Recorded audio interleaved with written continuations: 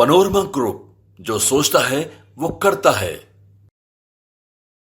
नमस्कार, भारत लाइव देख रहे हैं आप। बिहार की राजनीति में अब लोकसभा 2024 के चुनाव के तरफ हर दल बढ़ चुका है। उम्मीदवारों के घोषणा होने के बाद अब बिहार एनडीए गठबंधन अलग अलग लोकसभा क्षेत्रों में होने वाले चुनाव को लेकर उनके उम्मीदवार नॉमिनेशन कर रहे हैं।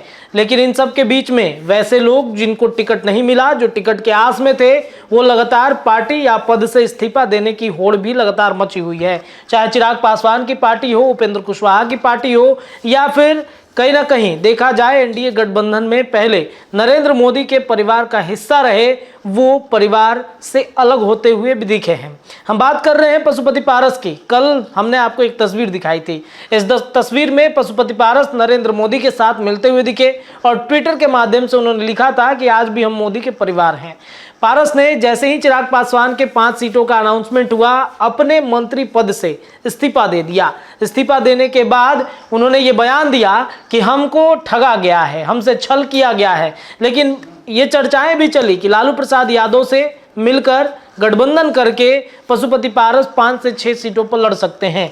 यानी कि हाजीपुर सीट पर जो लगातार उनकी दावेदारी बढ़ रही थी, अपने भतीजे के खिलाफ में पशुपति पारस उतरेंगे और कुछ वोटों को काट लेंगे।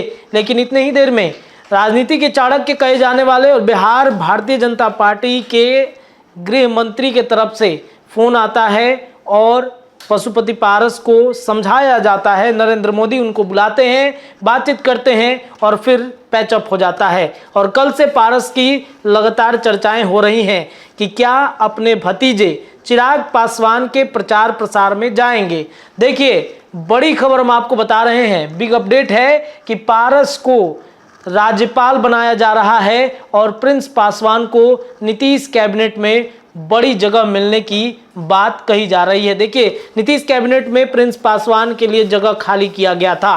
प्रिंस पासवान के लिए बहुत ही अच्छा एक मंत्री पद दिया जा रहा था। जब टिकट बंटवारे से नाराज होकर पशुपति पारस जो गुट था, ऐसा लग रहा था कि बागी हो जाएंगे, तब प्रिंस पासवान और राज्यपाल का जो ऑफर था पशुपति पारस के लिए वो रखा गया। लेकिन इन दोनों ने सब कुछ ठुकरा दिया।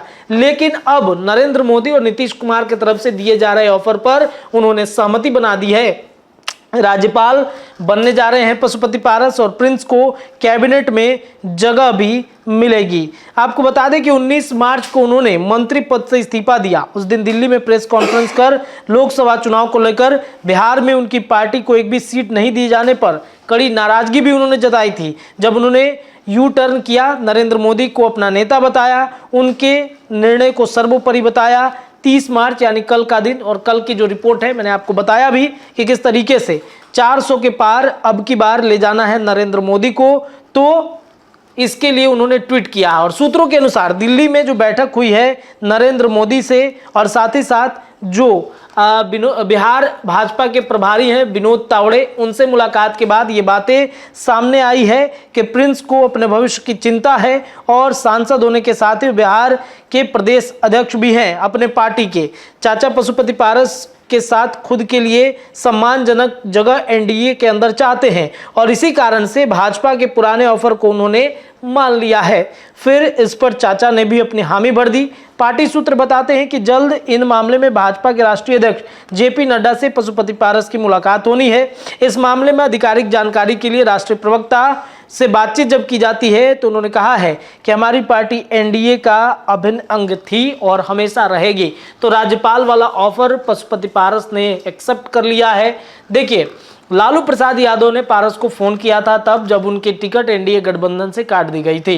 ये कहा जा रहा था कि 5 सीटों का ऑफर लालू प्रसाद यादव ने दिया है और उन 5 सीटों पर पशुपति पारस अपने पार्टी की तरफ से अपने उम्मीदवारों को खड़ा कर सकते हैं। लेकिन उनके सांसदों के अंदर भगदड़ मच गई। सांसद लगातार चिराग पासवान के साथ जाते हुए दिख रहे थे, जिस वजह से पशुपति पारस को यह फैसला करना पड़ा कि अब मुझे लगता है कि कहीं ना कहीं नरेंद्र मोदी के साथ एक बार फिर से जाना चाहिए और राज्यपाल वाला जो ऑफर है उन्होंने एक्सेप्ट कर लिया है। तो पारस बनेंगे राज्यपाल और नीतीश कैबिनेट में प्रिंस को मिलेगी बड़ी जगह। फिलहाल इस खबर में इतना ही। जुड़े रहिए भारत लाइव के साथ, तमाम अपडेट लगातार जारी है। धन्यवाद। पनोरमा ग्रुप, जो सोचता है वो करता है।